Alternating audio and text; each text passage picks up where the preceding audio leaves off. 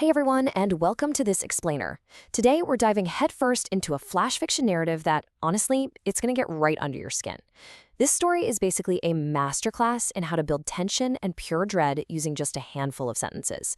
So we're gonna break down the exact mechanics of how this narrative traps its characters and, frankly, us as the readers, in an inescapable nightmare.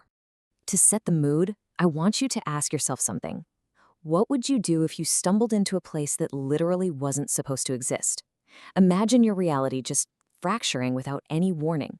One minute, you're going about your mundane, predictable life, and the next, you've crossed a threshold into something ancient, tragic, and completely unnatural. Keep that feeling of sudden, deep displacement in the back of your mind as we walk through this. Part 1. Stranded in the Forest. The setup. You know how every good suspense story isolates its characters right off the bat?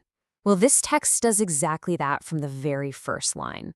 We're following a husband and wife, Asan and Zoya, and their vulnerability skyrockets almost instantly. First, you've got a stormy night, so it's chaotic, it's dark. Then their car suddenly stops dead, total mechanical failure. And just like that, they are stranded in a lonely forest. In just 3 quick beats, their normal drive home turns into a deeply isolating scenario where they're completely at the mercy of the elements. Moving on to Part 2, the 24-hour store, a strange refuge. Out of nowhere, our stranded couple spots what looks like a total beacon of hope in the dark, a small grocery store.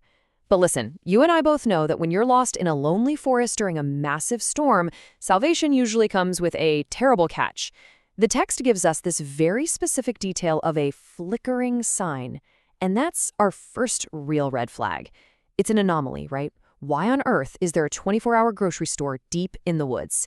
But driven by sheer desperation, Asan and Zoya push past the absurdity of it all and step inside. Inside, they are greeted by an old shopkeeper, and he gives them this really strange smile before delivering a highly specific and frankly terrifying ultimatum. Take whatever you need, but leave before midnight. Boom. The entire dynamic just shifted. This isn't a normal transaction anymore. It's suddenly a test of survival.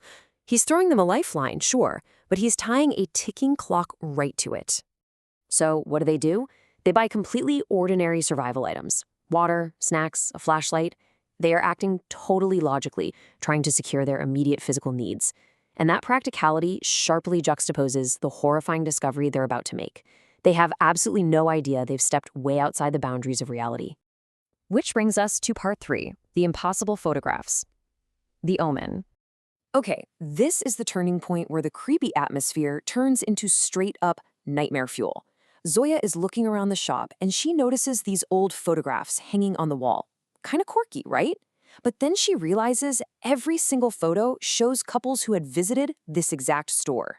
It's this morbid, visual ledger of the shop's history. And then, the absolute climax of her observation. The last photo in the row shows Asan and Zoya, standing right there, inside the shop. They haven't just stumbled into a store, they've literally become part of its unnatural collection. But the detail that completely shatters their reality is the timestamp. This isn't just some creepy live hidden camera shot. The photo is dated tomorrow's date. Just think about the implications of that for a second. It means their presence there was already expected, recorded, and finalized before they even realized they were trapped. Tomorrow's date means tomorrow they're already ghosts? That takes us to Part 4, the empty field, the escape. As you'd expect, survival instinct kicks in hard.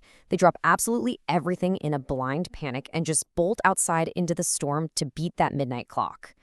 But the text hits us with a horrifying shift. Literally seconds ago, they were standing inside a fully stocked grocery store with a shopkeeper, walls, pictures, the whole shebang.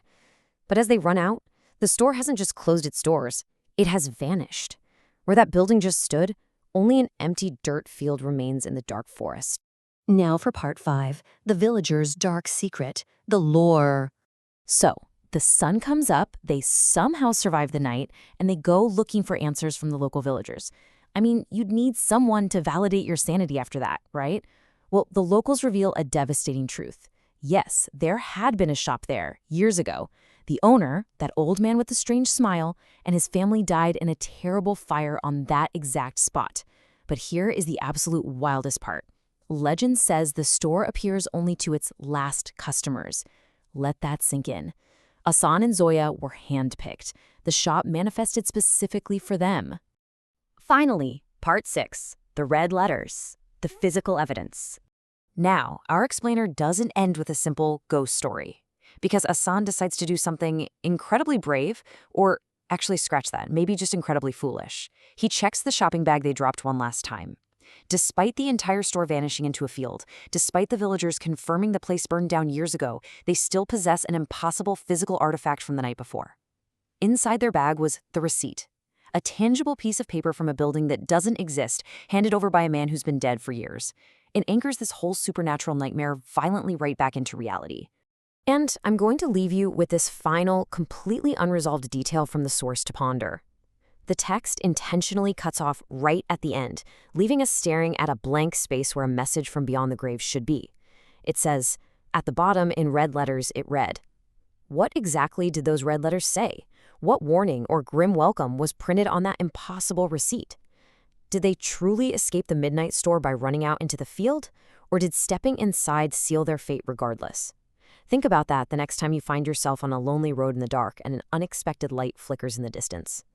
Thanks for joining me on this explainer today. Keep questioning those little details, and I'll catch you next time.